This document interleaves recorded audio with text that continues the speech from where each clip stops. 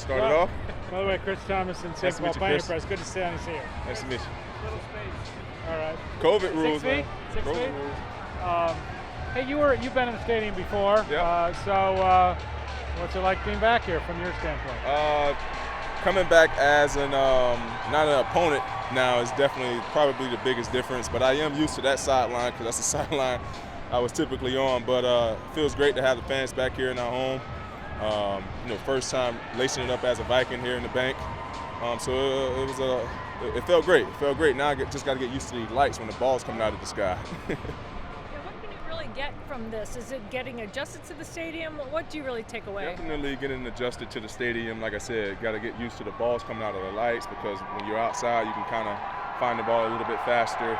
So I already know right now I am not wearing a visor during the season because I could not find the ball all day today. But for the most part, getting used to the footing out here with the turf and things like that. So everything went well. Can't wait to get it going Saturday when it's kind of counts for something. Yeah, you're not the only player who said that about the lights here, like dating back to when they opened. Is this probably the hardest stadium that you've been in, and just in terms of like the glare and trying to track the ball? Yeah, probably so. Here in New Orleans, you have a pretty tough time finding the ball. So that's why you have to get out there, a couple minutes before the game, tracking balls. So when it does show up in the game, it's not an element of surprise. So didn't have an opportunity to come out here and track any balls today, but during the season, I will be out here tracking balls for sure. On that front, how much have you heard from other players about when the light changes in here? Obviously a cloudy day today, but when the sun is coming through, does that change the dynamic of trying to find the ball at all? I haven't gotten that far yet, but I'm sure we're going to have some nice Sundays here in the future. So when that time comes, I'll definitely be more than prepared and ready to go. Pretty close with Justin Jefferson. Kind of what's it like to see a guy like that had such a good year go down yesterday, and obviously we all hope for the best for him. Yeah, obviously don't know the news, just heard that it wasn't nothing too serious, so I hope for a speedy recovery, and missing a guy like that can definitely hurt the team, but hopefully he'll be back here pretty soon, 100% ready to roll. Now with you and Rashad and Mackenzie getting some reps together now, how do you feel like the communication and the group's coming together? Well, the communication's coming along well.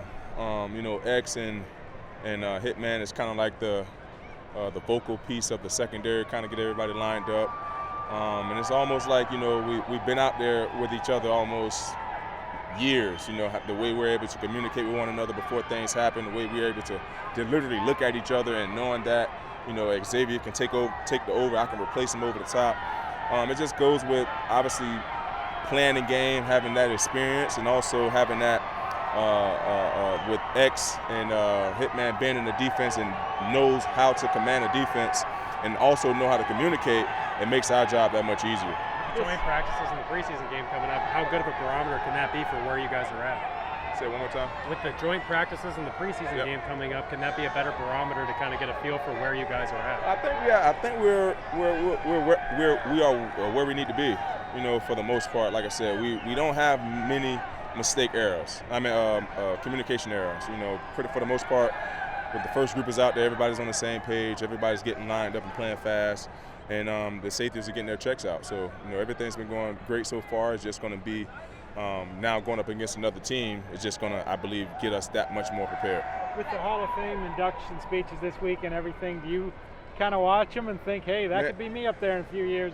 This year was the first year I did not watch it because I had to get home. I had daddy duties, had to make some pizza and had some cinnamon buns going on in the oven. So this year was the first year I was not able to watch it. You got tonight and tomorrow. Yeah, but last night was the gold jacket. Right, so that's the one I like to see, the gold jacket. I like to see the guys put their gold jacket on. So I wasn't able to see that. I'm sure I'll see some clips here in the near future. But, always when I do look at it, I kind of envision myself being there one day. I feel like I still have a lot of work to go, a lot of football left in me, and we'll just let time tell. I know you talked about coming in here, obviously, with your resume, how you're still open to coaching and different ways that you can adapt your game. What has it been like working with Carl Scott, and has there been any benefits that you've seen already from him?